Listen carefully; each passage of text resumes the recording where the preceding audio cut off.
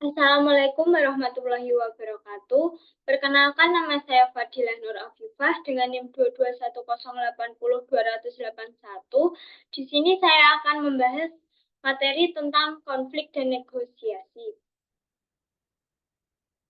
Sebelumnya, arti dari konflik itu sendiri apa sih? Konflik merupakan suatu proses yang dimulai apabila satu pihak merasakan bahwa pihak lain telah mempengaruhi secara negatif atau akan segera mempengaruhi secara negatif sesuatu yang dipedulikan oleh pihak pertama. Arti lebih gampangnya yaitu suatu keadaan di mana terdapat pertentangan atau ketidaksepakatan antara dua pihak atau lebih. Dalam hal ini, ada berbagai macam konflik yang dialami oleh orang dalam sebuah organisasi. Yang pertama adalah ketidakcocokan tujuan. Yang kedua ada perbedaan atas interpretasi fakta. Dan yang terakhir ada ketidaksepakatan berdasarkan ekspektasi perilaku. Selanjutnya adalah perkembangan pemikiran. Dalam perkembangan pemikiran ini dibagi menjadi 3, yaitu yang pertama traditional view, di mana semua konflik berbahaya dan harus dihindari. Penyebab dari traditional view ini adalah komunikasi yang buruk, kurangnya keterbukaan, kegagalan untuk menanggapi kebutuhan karyawan atau kebutuhan individu dalam suatu organisasi. Yang kedua ada human relationship view, yaitu konflik hasil yang alami dan tak terhindarkan dalam kelompok manapun. Dan yang ketiga ada contemporary. Di sini dibagi menjadi 2. Yang pertama ada konflik fungsional, di mana konflik ini mendukung tujuan kelompok dan meningkatkan kinerjanya. Misalnya dalam sebuah perusahaan, tim penjualan A dan tim penjualan B bersaing untuk mencapai target penjualan yang lebih tinggi. Dalam persaingan ini merupakan konflik yang baik karena dapat meningkatkan penjualan atau mencapai target sesuai yang diinginkan. Yang kedua adalah konflik disfungsional, yaitu konflik yang menghambat kinerja kelompok. Konflik ini contohnya ada perselisihan antara individu satu dengan individu yang lainnya, dan dalam perselisihan ini berdampak pada kinerja kelompok karena dua orang ini sedang tidak akur atau terjadinya konflik. Selanjutnya adalah lokus konflik, dibagi menjadi 3, yaitu yang pertama adalah konflik dyadik. Di sini konflik itu terjadi antara dua orang. Yang kedua ada konflik intragroup, yaitu konflik yang terjadi dalam kelompok atau tim, di mana konflik ini biasanya kadang terjadi antara individu satu dengan individu lainnya. Dan yang terakhir adalah konflik antar kelompok, yaitu konflik antara kelompok yang satu atau konflik dengan tim yang berbeda. Contohnya dalam suatu organisasi terdapat perselisihan atau konflik antara organisasi A dengan organisasi B. Yang berikutnya ada jenis-jenis konflik. Di sini terbagi menjadi 3, yaitu yang pertama adalah test konflik, yaitu konflik yang muncul karena ketidakcocokan kepribadian, ketidaksukaan pribadi, atau perbedaan nilai-nilai antara individu. Dalam konflik ini cenderung personal. Yang kedua adalah relationship konflik, yaitu konflik hubungan, di mana konflik ini muncul karena perbedaan pendapat atau persepsi tentang tugas yang harus dilakukan, tujuan yang ingin dicapai, atau cara terbaik untuk menyelesaikan suatu pekerjaan.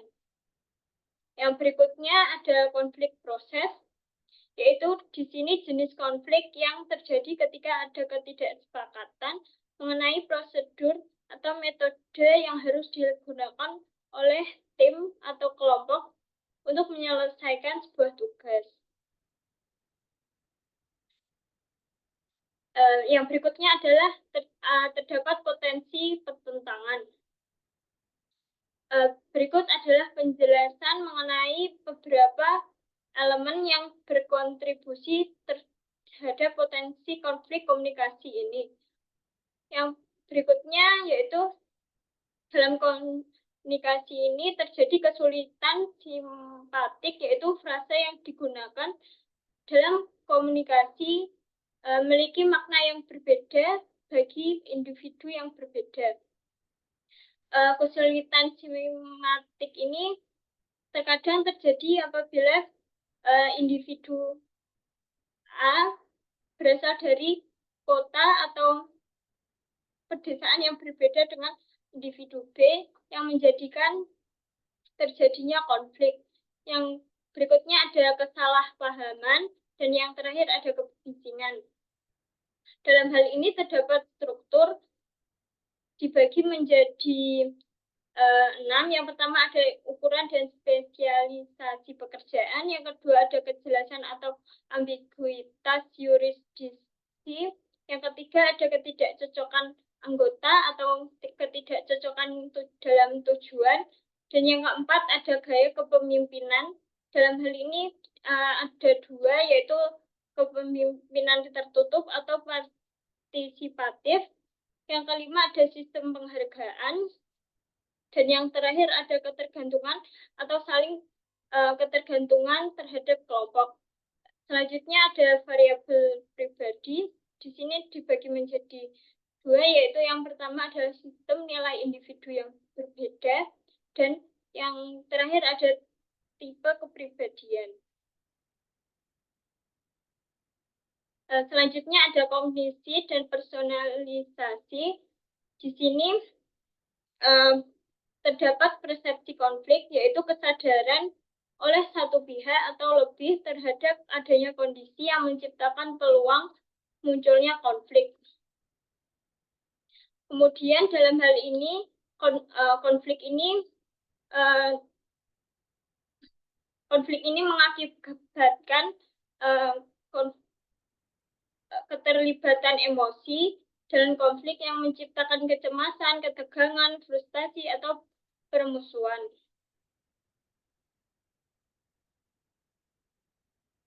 Yang berikutnya adalah adanya maksud. Maksud ini yaitu keputusan untuk bertindak dengan cara tertentu. Di sini dibagi menjadi 2, yaitu yang pertama kerjasama, yaitu mencoba memuaskan kepentingan pihak lain. Yang kedua adanya ketegasan, yaitu mencoba untuk memuaskan kepentingan diri sendiri. Selanjutnya ada perilaku, merupakan proses interaksi yang dinamis. Dalam hal ini menunjukkan bahwa hubungan antara individu atau kelompok selalu mengalami perubahan. Ketegangan dan konflik adalah bagian alami dari interaksi ini, dan dengan pengelolaan yang baik dapat mengarah pada penguatan hubungan serta pencapaian tujuan bersama. Selanjutnya terdapat dampak. Dampak ini dampak yang dihasilkan dari adanya konflik. Di sini dibagi menjadi 2, yaitu fungsional automes, yaitu hasil fungsional, yaitu konsekuensi yang positif. Kadang terjadinya konflik menjadikan orang meningkatkan kinerja kelompok. Yang kedua ada peningkatan kualitas keputusan. Yang ketiga ada stimulus kreativitas dan inovasi. Yang keempat ada dorongan, minat, dan rasa ingin tahu. Yang keempat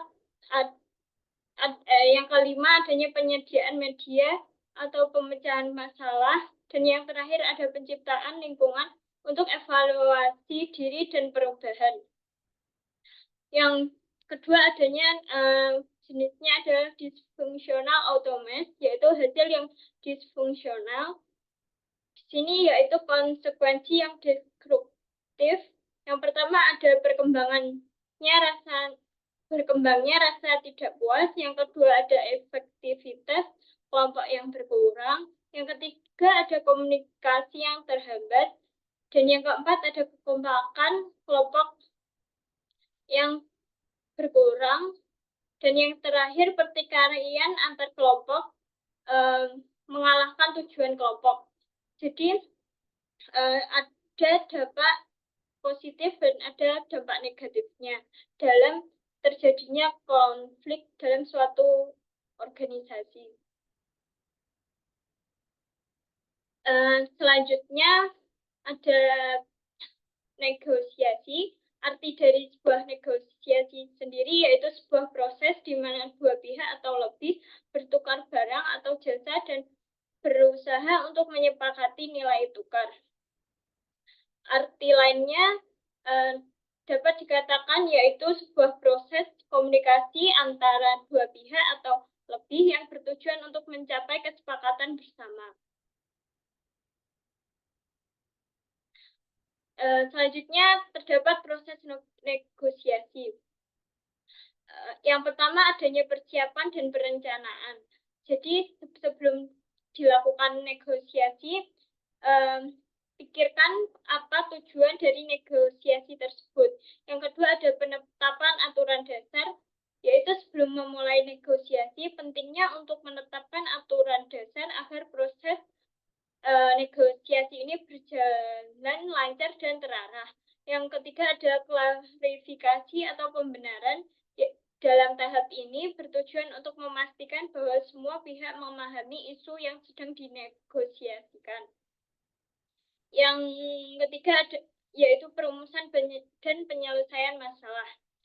Pada tahap ini masing-masing pihak akan mengajukan tawaran dan tuntutan. Dalam proses ini terjadi tawar-menawar akan berlangsung hingga ditemukan titik temu atau menemukan kesepakatan bersama. Yang terakhir adalah penutupan dan implementasi. Pada tahap terakhir ini adalah merangkum kesepakatan yang telah dicapai dan membuat rencana untuk mengimplementasikannya.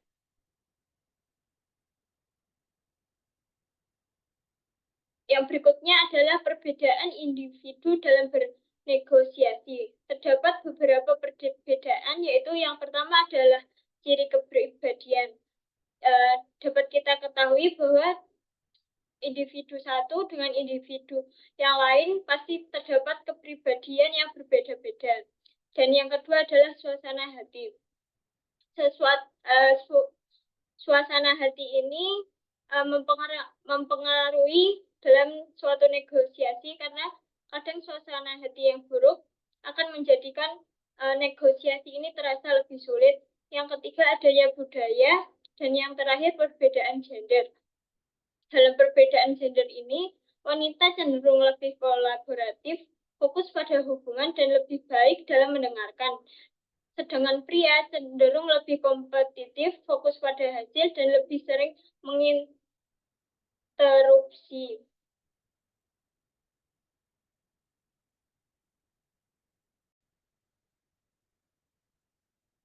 Selanjutnya ada bernegosiasi dalam konteks sosial. Yang pertama adanya faktor sosial. Faktor sosial ini dibagi menjadi dua, yaitu yang pertama reputasi. Reputasi merupakan reputasi seorang atau organisasi akan membentuk persepsi pihak lain tentang kredibilitas dan integritas mereka. Yang selanjutnya ada hubungan. Faktor sosial ini yaitu hubungan yang telah terjalin sebelumnya akan mempengaruhi dinamika bernegosiasi. Berikutnya adalah negosiasi dalam pihak ketiga. Di sini dibagi menjadi tiga, yaitu yang pertama mediator atau penengah, yang kedua ada arbitrator, yaitu individu atau sekelompok orang yang ditunjuk untuk memberikan keputusan mengenai perdamaian tertentu melalui proses arbitrase. Dan yang terakhir adanya konsultan, yaitu profesional yang memberikan saran dan rekomendasi.